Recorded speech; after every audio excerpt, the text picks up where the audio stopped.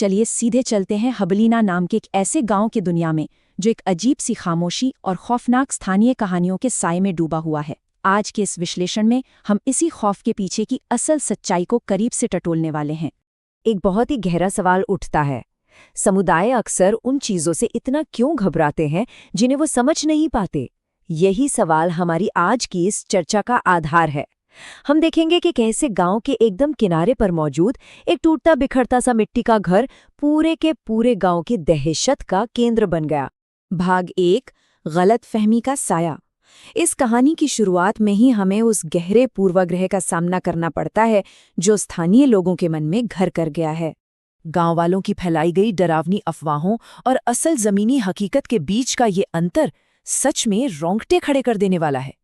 एक तरफ तो ये खौफनाक बातें कि वो भूतों से बात करने वाली कोई श्रापित औरत है, लेकिन दूसरी तरफ एक दिल तोड़ने वाली सच्चाई, राधामणि नाम की एक बेहद अकेली महिला जो बिना जले हुए एक मिट्टी के दिए के साथ एकदम शांत बैठी बस नदी को निहार रही है। इस दहशत भरी शांति में खलबली तब मचती है जब नील नाम का एक युवक शहर से वहां नया नया आता है। उसकी जिज्ञासा उसके खुद के माता पिता की चेतावनियों पर भारी पड़ जाती है। घर वालों ने कहा था कि वो बूढ़ी औरत अजीब है, लेकिन नील को वो घर देखकर ऐसा लगता है मानो वहां वक्त ही ठहर गया हो, जैसे उस जगह को दुनिया ने पूरी तरह भुला दिया हो। भाग 2, सहानुभूति की रोशनी।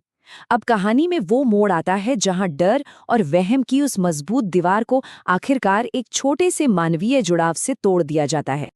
ये पल वाकई खास है। नील ने बरसों के उस अकेलेपन को महज एक सम्मानजनक शब्द से चकनाचूर कर दिया। वो दबे पांव पास जाकर बहुत प्यार से बस दादी कहता है। सोचिए, ये एक ऐसा शब्द था जो राधामणि ने जाने कितने सालों से नहीं सुना था। अपने उस सीलन भरे अंधेरे घर के अंदर वो आखिरकार अपना राज खोलती हैं। एक पुराना लकड़ी का संदूक, और उसके अंदर क्या था? उनके लापता बेटे हरी की स्कूल की पहली कमीज और कुछ पुरानी चिट्ठियां जिनमें उसने शहर से जल्दी लौटने का वादा किया था।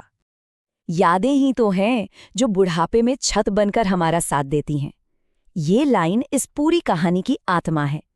वो रोज रात को जो दिया जलाती थीं, वो किसी भटकती आत्मा के लिए नहीं था। वो इसलिए था क्योंकि उनके बेटे हरी को अंधेरे से बहुत डर लगता था। वो बस चाहती थीं कि जब भी वो लौटे उसे अपना घर रोशन मिले। लेकिन गांव की चौपाल पर नज़ारा कुछ और ही है। यहाँ एक बड़ा टकराव देखने को मिलता है।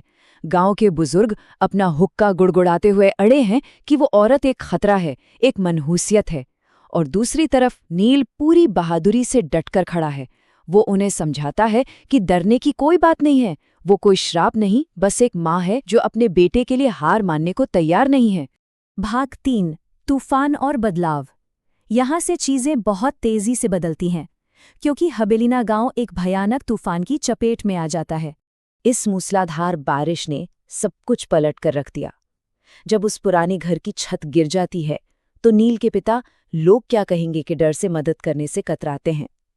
पर नील हार नहीं मानता। वो गांव की इस ऐतिहासिक बेरुखी पर सवाल उठाता है और उसकी इसी जिद के आगे झुककर आखिरकार वो सब टॉर्च लेकर उस भयानक तूफान में बाहर निकलने पर मजबूर हो ही जाते हैं।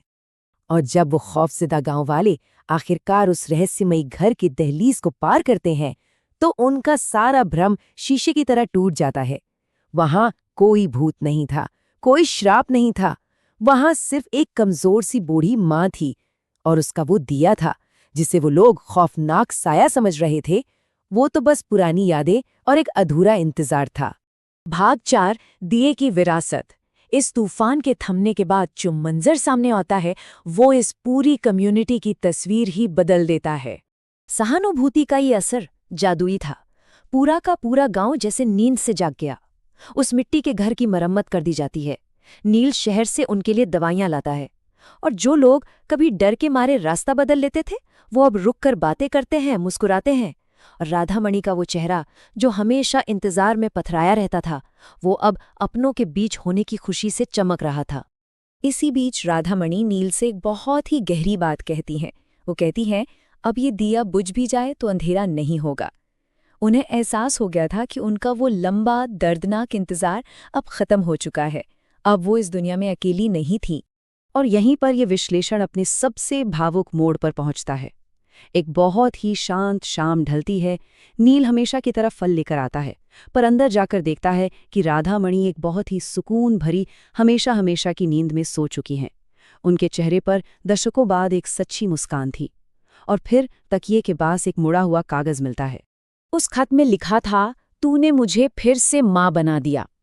अब अगर हरी मुझे कहीं मिले तो मैं उससे कहूंगी कि मुझे अंधेरे से डर नहीं लगता, क्योंकि इस गांव में अब मेरा एक परिवार है। एक अकेले इंसान की दयालुता कैसे किसी की पूरी दुनिया बदल सकती है, ये आखिरी खत उसका सबसे बड़ा सबूत है।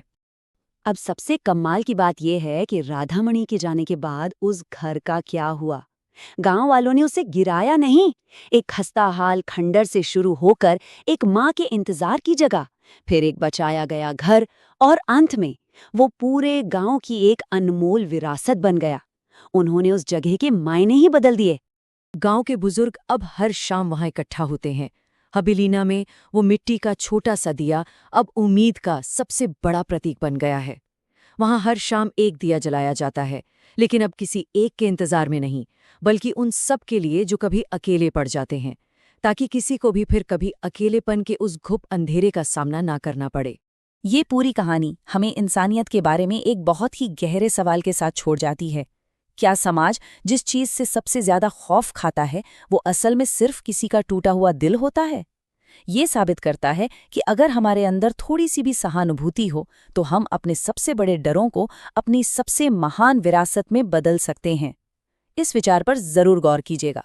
हमारे आज के इस विश्लेषण का हिस्सा बनने के लिए बहुत बहुत धन्यवाद।